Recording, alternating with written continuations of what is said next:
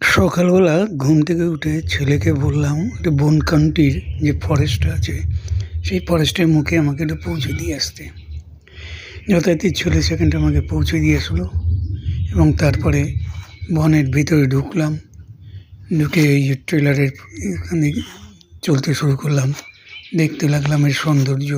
ছেলে বারবার বলে দিয়েছে, দেখো রাস্তাঘাট যেন হারিয়ে না যাও, পথ যেন ভুল না হয়, সাবধান।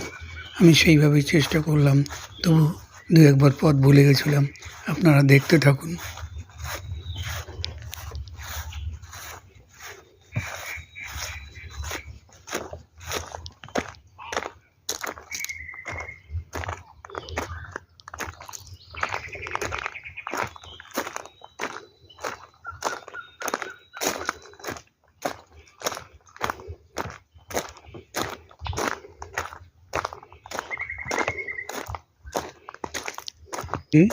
হারিয়ে গেলাম, রাস্তাটা ভুলে গেছি।